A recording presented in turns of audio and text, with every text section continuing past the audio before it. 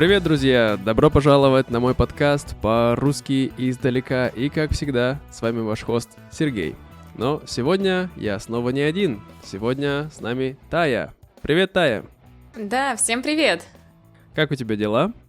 Вообще отлично. Чувствую себя прекрасно. Вернулась с отдыха. Мне кажется, то, что надо было. Да, где ты отдыхала?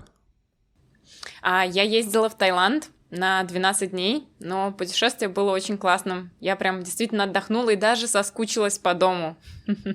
Это важно. Я тоже в прошлый раз, когда ездил, я тоже соскучился по дому. Я думаю, это такое необычное чувство. Казалось бы, ты могла жить долго в этом доме, но когда ты уезжаешь, ты соскучилась, и ты возвращаешься, это такая, как хорошо быть дома, да?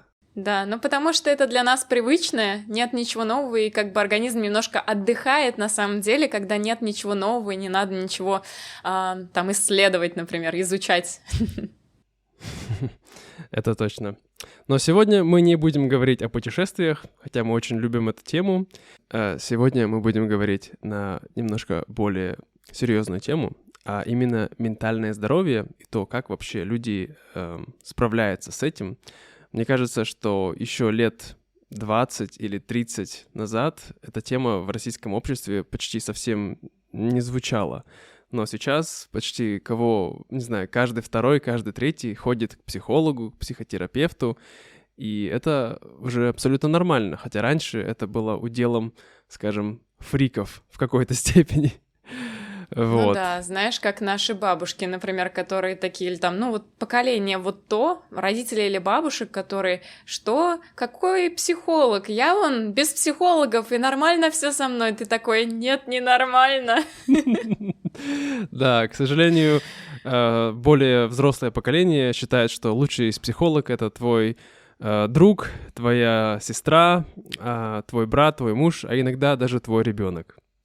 И к сожалению, так не всегда работает. Оно вообще никогда так не работает, потому что, мне кажется, друзья могут тебя выслушать, они могут как-то тебе посочувствовать, но на самом деле помочь решить проблему, именно связанную, то есть конкретную проблему, там, не знаю, вот что решить, выбрать вот туда или вот туда. Они могут как-то, дать совет, например, но понять, что с тобой происходит в эмоциональном плане, они не способны, потому что у них нет знаний как раз именно в психологии, поэтому люди приходят к психологам, чтобы разобраться в себе. Это правда. Я, честно говоря, еще до сих пор не дошел до психолога, но я каждый раз встречаюсь с Таей и говорю, ой, мне надо к психологу сходить. И все еще до сих пор не дошел, но, может быть, после сегодняшней беседы, не то чтобы эта беседа была сделана для того, чтобы Тая убедила меня пойти к психологу, но, может быть, это что-то меня подтолкнет. Маленький шажочек вперед. Да. Но прежде чем мы начнем, друзья, как обычно, хотел сказать спасибо всем патронам, кто поддерживает нас на Патреоне, и особенно хотел сказать спасибо таким людям, как Джефф, Елена, Джош, Бирк, Джоэл и кто-то еще, я не помню, но обязательно я вас тоже люблю и благодарю за поддержку. Вот. Да, друзья, если вы также хотите поддержать на Патреоне, получить транскрипции ко всем эпизодам и кучу других разных ништяков, то переходите по ссылке в описании, и там будут все подробности. Ну что, Тая, ты готова? Да, поехали? Поехали!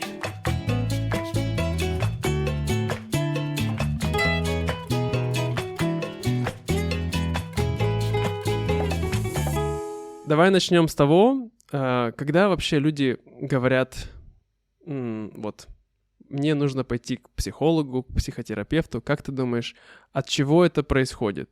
Какие-то у них есть звоночки, какие-то есть, не знаю. Я понимаю, что у всех разные проблемы, но есть какая-то можешь ли ты выделить какую-то общую, я бы не сказал черту, но общее,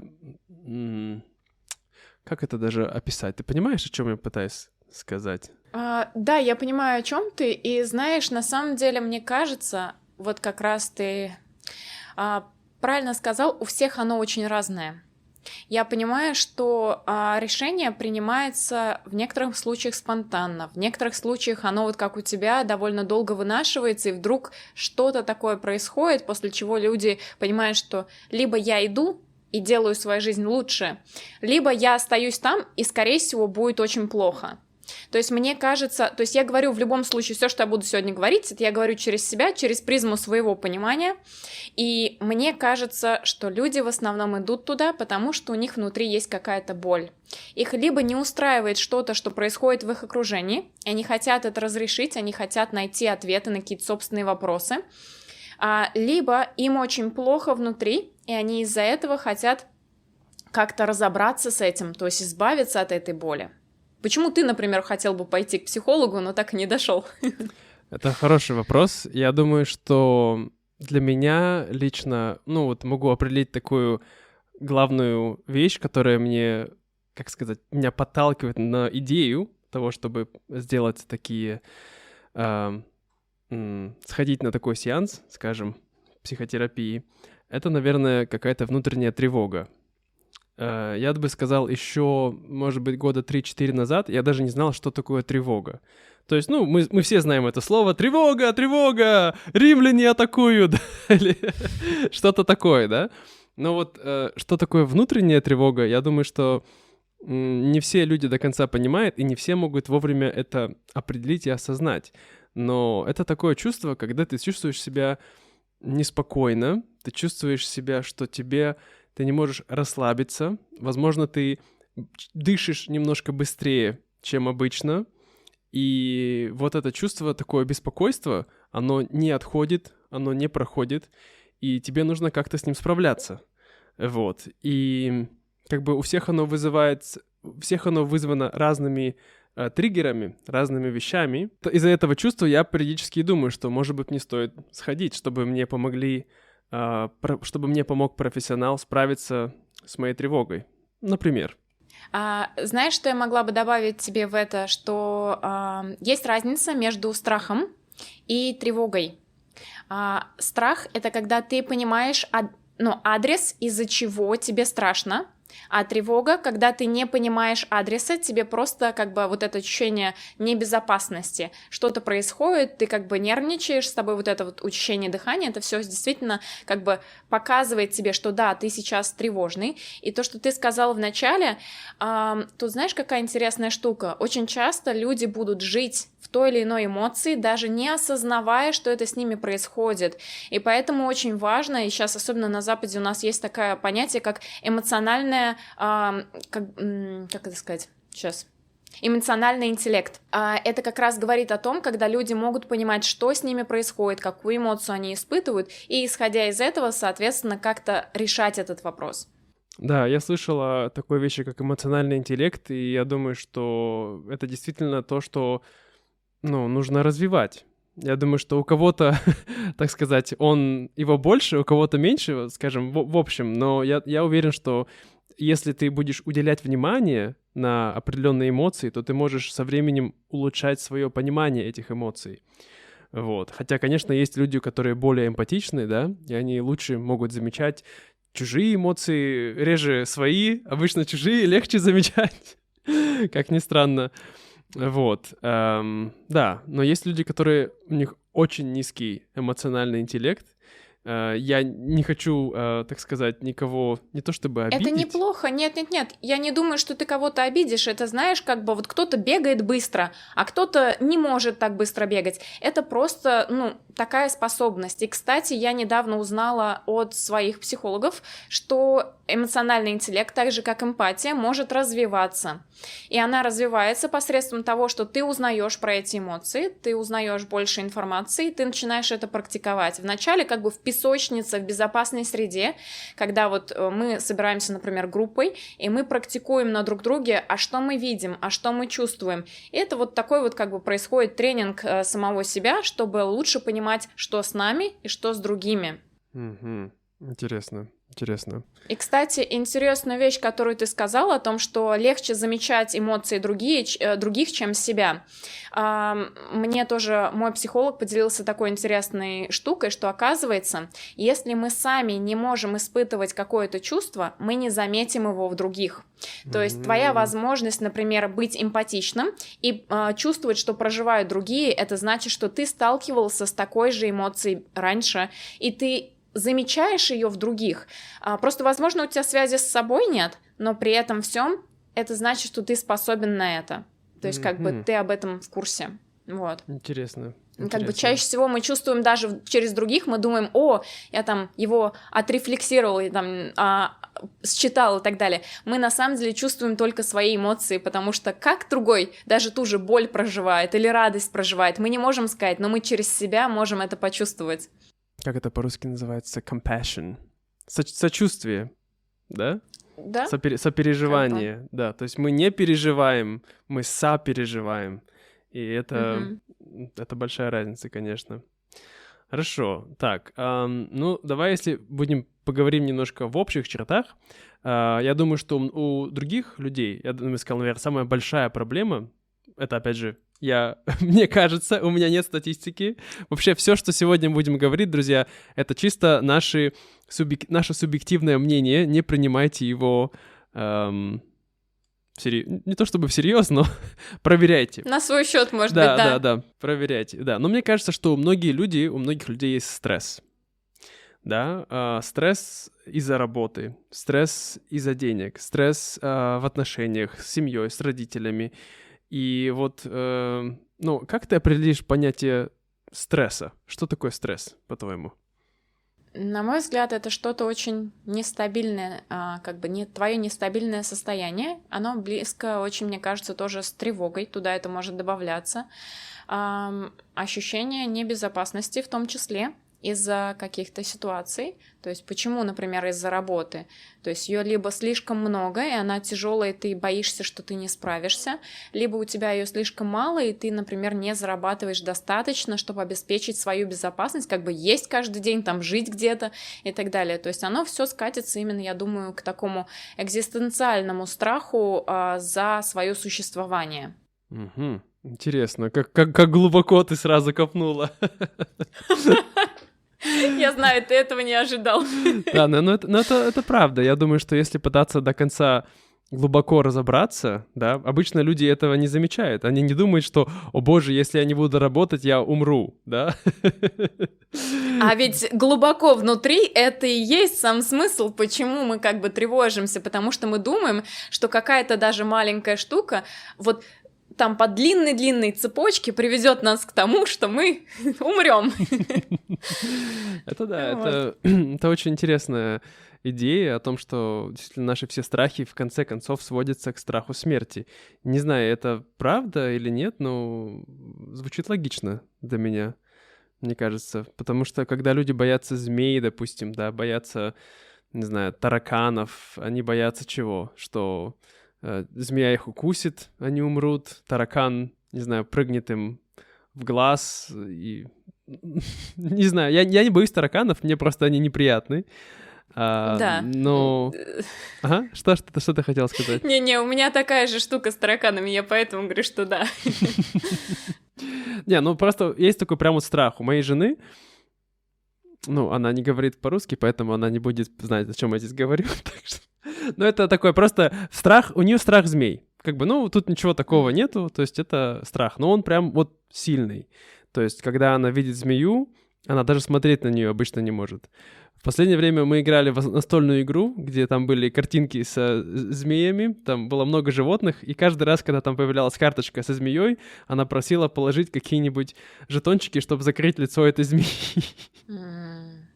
Слушай, ну это может быть связано, то есть с таким, получается, знаешь, как страх, который усилен, он может превратиться в фобию. И там как бы есть разные причины, почему они формируются. И я знаю тоже, что с фобиями чуть сложнее работать. Если у человека есть большое желание это проработать, это возможно. И чаще всего в этом случае, что делают психологи, это опять-таки должна быть очень безопасная ситуация, когда они помогают пройти, но они окунают человека в эту ситуацию, показывая ему, что то, чего он боится, почему у него есть эта фобия, на самом деле не такая страшная. Когда люди, например, боятся летать, психологи чаще всего советуют, там, например, пойти в этот опыт, прожить его, и чем больше этого опыта будет, чем больше наш мозг будет осознавать, что я делаю, и оказывается не умираю, и то есть чем больше такого опыта будет безопасного, тем легче будет с этим справляться как раз. То есть избегание, понятное дело, я знаю, почему она, например, избегает, что это, неконтролируемо, и там действительно небезопасно, когда что. А вот именно, когда у тебя есть кто-то, как мы говорили, психологи, которые объясняют тебе, как с этим справиться и как, получается, это прожить, мне кажется, это хорошая штука, чтобы сделать, чтобы, получается, страх тобой больше не управлял. Это правда. Это интересно, да, потому что мне кажется, что боязнь змей — это немножко другая по отношению к страху, допустим, летать, да? Когда ты летаешь, вероятность погибнуть в автокатастрофе очень мала. Но если ты берешь змею в руки, вероятность того, что она тебя укусит, а если она еще ядовитая, а здесь их много во Вьетнаме, это, мне кажется, чуть побольше. Процентное соотношение всего у нас, знаешь, как, грубо говоря, ты можешь выйти из подъезда, и тебе кирпич нападет на голову. Да. Вероятность маленькая, но как бы смерть все равно очевидна. Это правда, да. Да, ну хорошо, давай вернемся к стрессу. Вот я хотел бы тебя спросить лично, ты вообще испытываешь стресс в ежедневной жизни? Можешь так сказать? У меня были периоды в жизни, когда у меня была на постоянной основе тревога, и да, я это прорабатывала со своим психологом, разбиралась в причинах этого, и как бы после того, как я проработала, по крайней мере, большую часть, я смогла спокойно спать.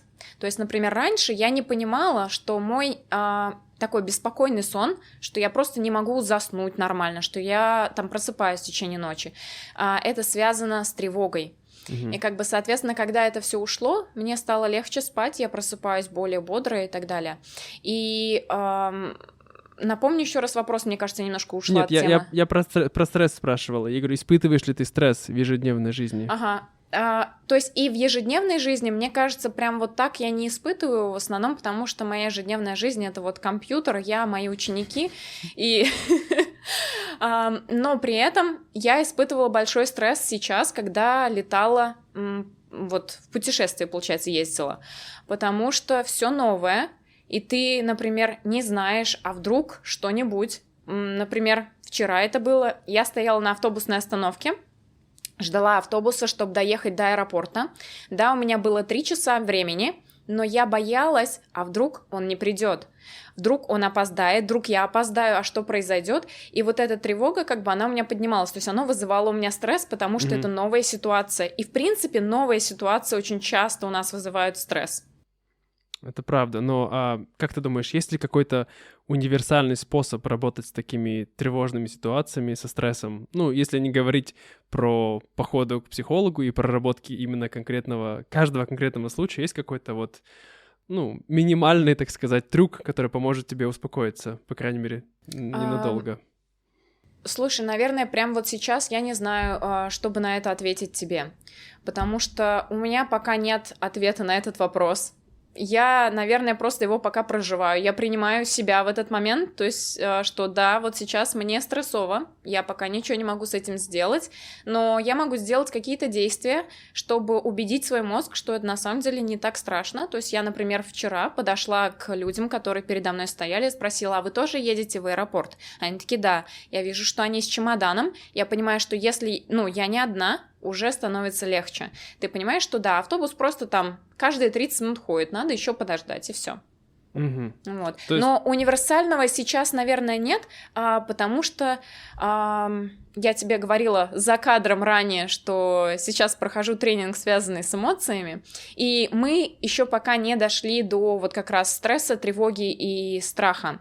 И когда, возможно, мы это все разберем, я смогу поделиться с тобой какой-нибудь новой информацией.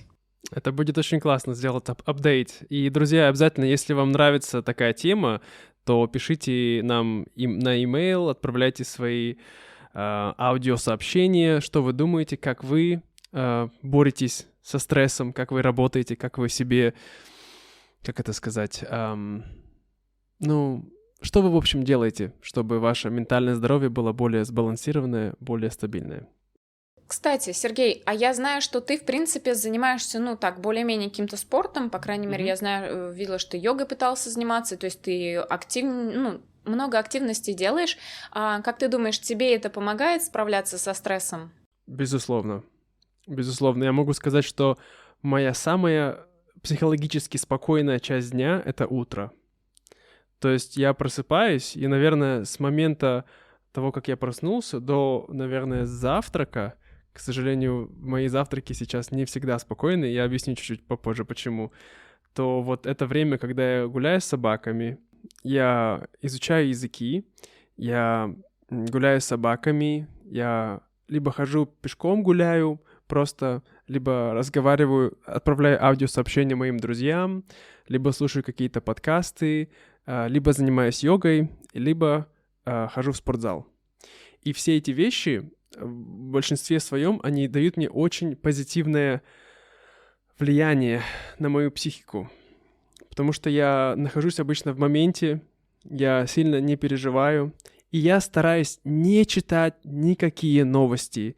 Может быть, чуть-чуть только посмотреть, что-то серьезное, если есть какое-то срочное, а так стараться не вникать в какие-то там политические новости. Я сделал для себя такое правило: никакой политики до обеда. Интересно.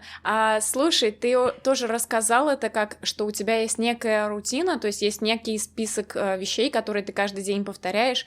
Как думаешь, вот тоже наличие такого расписания, наличие понимания, что ты будешь делать каждый день, помогает тебе тоже становиться более спокойным? Безусловно. То есть дает ли оно какой-то баланс? Безусловно, потому что обычно вечером, когда у тебя есть какой-то... Вот вечером самое неспокойное время. Я не знаю, это просто у меня так или много у кого такая ситуация, но вечером я чувствую себя... если у меня есть какая-то тревога, то она всегда настигает меня обычно часов 8-9 перед сном. Обычно, досыпать иногда тоже тяжело. Но я знаю, что утром, если я посплю, если я лягу спать пораньше, то я буду чувствовать себя хорошо, потому что я знаю, что у меня будет моя рутина. Да, то есть это что-то такое, что к чему ты возвращаешься, это предсказуемое, тут нет никаких вызовов. Это то, что ты будешь делать, и это происходит постоянно. То есть, не знаю, когда я был раньше, я был, не знаю, подростком или молодым парнем, мне казалось... Сейчас я, конечно, уже старый, мне 31 год. Мне казалось, что вот эта рутина... Знаешь, такое слово «рутина», да? Нужно быть спонтанным. Но сейчас я думаю, что хорошо быть спонтанным иногда. Но обычно я люблю, чтобы у меня был моя повседневная рутина. Я назову ее так. Да, она хорошая. Предсказуемость помогает в этом плане. Да. Поэтому, да, спорт особенно, да, он очень сильно помогает. Занятия йогой помогает.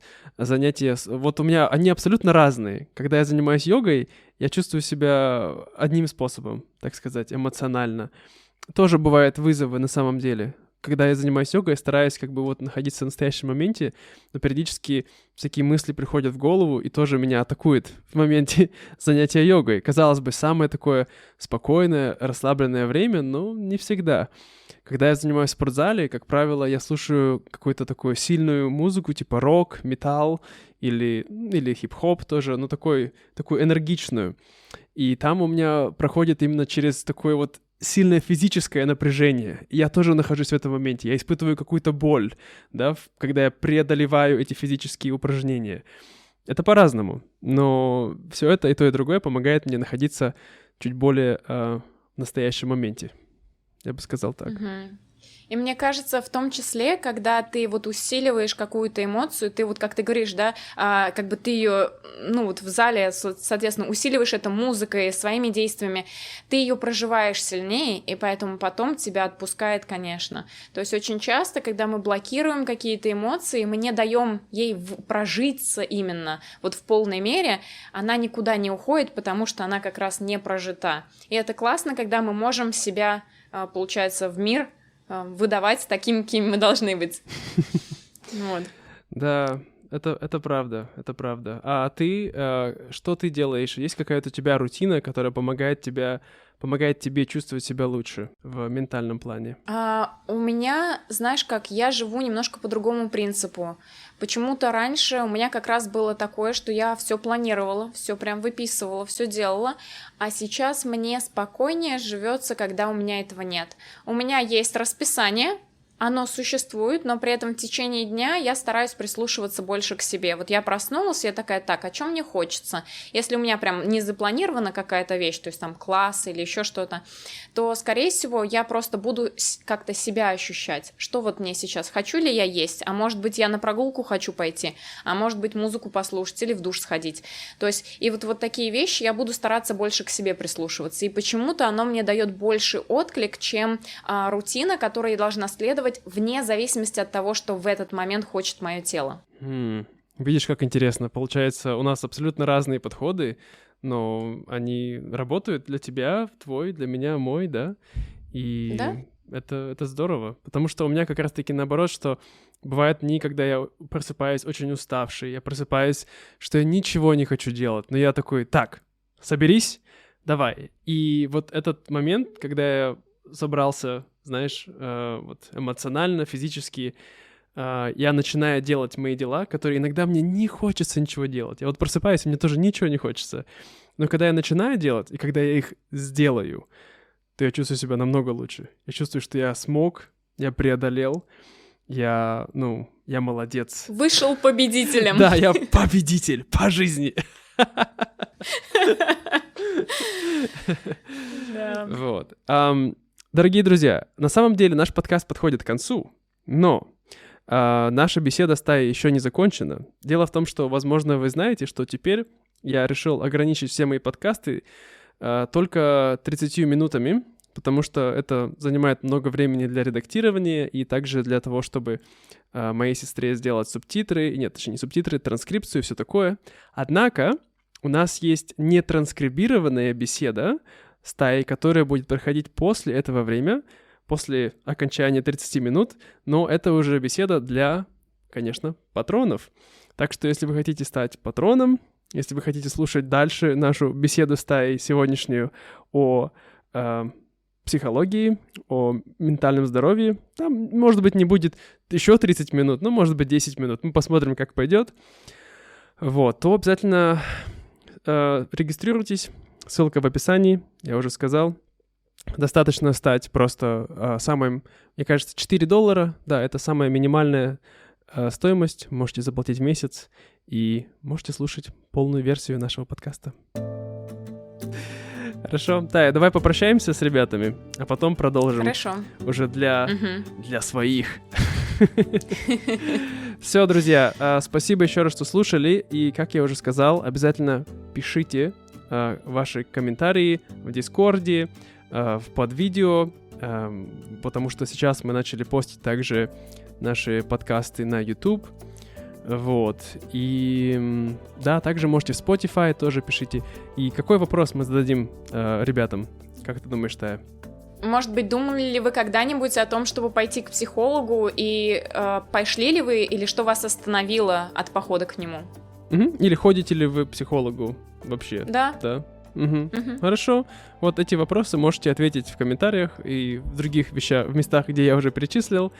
Еще раз спасибо, Тая. Спасибо тебе. Вот, до скорого и пока-пока.